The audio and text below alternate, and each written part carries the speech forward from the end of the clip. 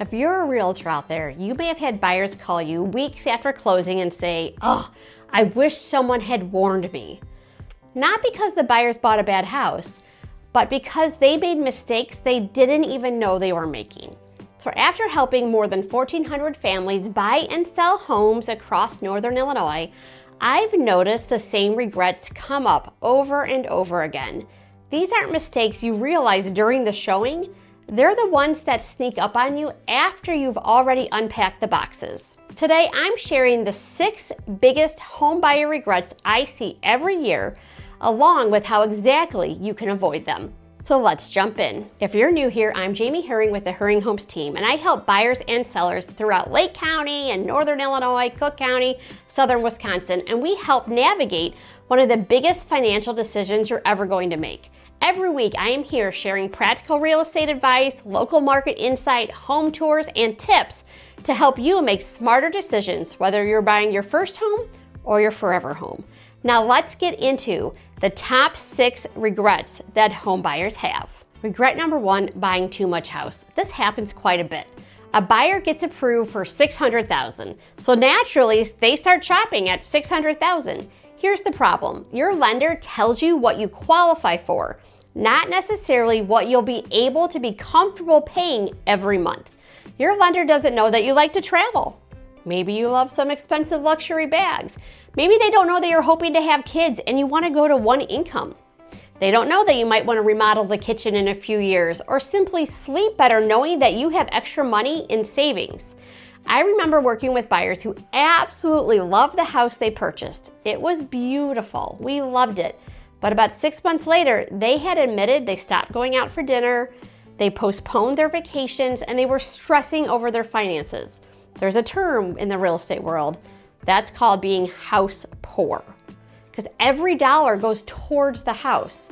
Now, they didn't regret the house, but they stretched their budget so far, it was very uncomfortable for them and it was very thin. So in all my years selling real estate, I can't remember a single buyer telling me, "Oh, Jamie, I wish I had spent more money." My advice, figure out what payment you're actually comfortable with. And know that some things always go up. Taxes are gonna go up. You know, you're locked to your interest rate, but you need to leave room in your budget for maintenance, for emergencies. What happens when you're reassessed? I want you to actually enjoy life in your new home and not to be house poor and hate and regret that decision.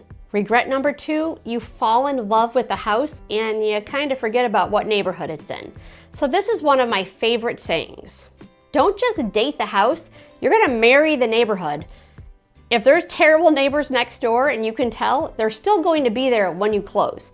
So you can repaint walls, you can renovate kitchens, you can replace flooring, but you can't move your house to a quieter street or a different part of the neighborhood. You're buying the commute, but you're also buying the neighbors, the schools, the parks, the grocery stores, the traffic, the lifestyle.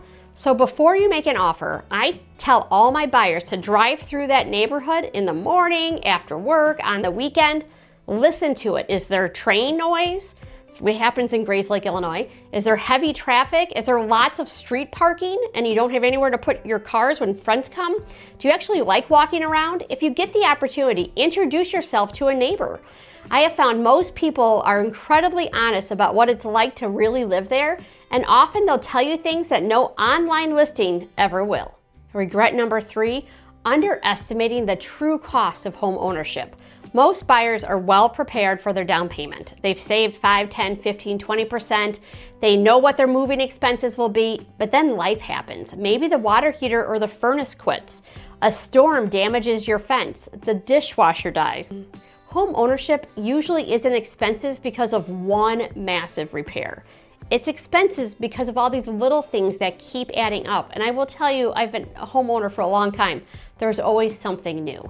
A good rule of thumb is to budget about 1 to 2% of your home's value each year for maintenance and repairs. You don't want to put things off, but you have to make sure you can afford that home. So if it's a $400,000 home, that's roughly $4,000 to $8,000 annually just to keep the house up. Some years you might spend nothing. Those are fun years. Other years you might have to replace the roof. I just replaced my driveway. The important thing is that you need to be prepared. When you have a maintenance fund, repairs become inconvenient instead of a financial emergency. So always have that rainy day fund because something most likely will break. Regret number 4, waiving the home inspection. Please do not do this. I completely understand why buyers think about doing this. It's a competitive market and all you want is the house. And you think by waiving the home inspection, you're gonna win the offer. You are making a gigantic financial investment. But I have seen home inspections cost buyers tens of thousands of dollars if it uncovers a major foundation problem, hidden water intrusion, electrical issues, structural concerns. These are big red flags and they're not visible during a 20 to 30 minute showing. There are ways to make your offer stronger without giving up all your protection. So sometimes you can limit your inspection request to a dollar amount, or you can limit them to health and safety items. You can shorten the inspection time period. Sometimes you can do an informational only inspection where you just learn about the house. Every situation is different. But please do not waive your home inspection just because you so desperately want that house. The key is understanding your options before deciding to waive one of the biggest protections available to you. Please don't do it. Okay, quick check-in. Before I get to the last 2, which one has surprised you the most? Drop it in the comments below. Like and subscribe. I read all the comments and I'd love to chat with you about it. Now let's talk about something buyers really don't think enough about. Regret number 5, choosing the wrong lender. A lot of buyers focus on finding the absolute lowest interest rate possible. I get that, it's saving you money, but a lot of times lenders may bake in points on that, so you're actually paying more to get that rate. And a local lender and a lender that you know and trust and is actually going to answer the phone is going to help your transaction go very smoothly or be very stressful if you choose the wrong one. Some lenders answer the phone on the weekends. Some disappear after 5 o'clock, and sometimes with big companies, you don't even have one person you can contact. You just have to call 1-800 number. So who does buyers like to work with? The lenders that communicate. They solve the problems quickly, they hit deadlines, we don't have to ask for extensions, they keep everyone informed. I have seen deals fall apart because communication breaks down, the lenders miss something important, or I've had lenders qualify a buyer on one of my listings for the wrong type of loan altogether. She was conventional and he did an FHA. So ask your realtor who is going to get me to the closing table without unnecessary drama. Go with that lender. Regret number 6, taking too long to make a decision. This one is heartbreaking because it's completely avoidable. Buyers find a house they absolutely love and then they decide to think about it for a few days. Oh, I need to sleep on it. I want to talk to my mom about it. Let's see what else comes on the market. Well, guess what happens to that house? The people that already saw it, have already slept on it, have made an offer. Monday comes, it's under contract. This literally happened to me today. A buyer called me, she's like, we think we want to make an offer on this house. I'm like, that house has been under contract for 2 days. You don't have the luxury to think about things for an entire weekend. Now you shouldn't rush. You should be part of this process where you're thinking things through, talking about things, knowing your priorities and knowing your deal breakers before you start looking. Have your financing ready. Know what payment and budget you're comfortable with. So when the right home comes along, you can confidently move instead of hesitating while someone else writes the winning offer. So let's recap. The 6 biggest home buyer regrets are buying too much house, you just can't fill it or it's too expensive, forgetting you're buying a neighborhood, not just a home, underestimating maintenance costs. Oh, those things are such deal killers and they really are budget busters.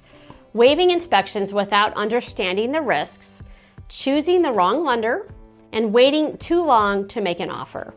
The good news, every one of these regrets is completely avoidable when you have the right guidance.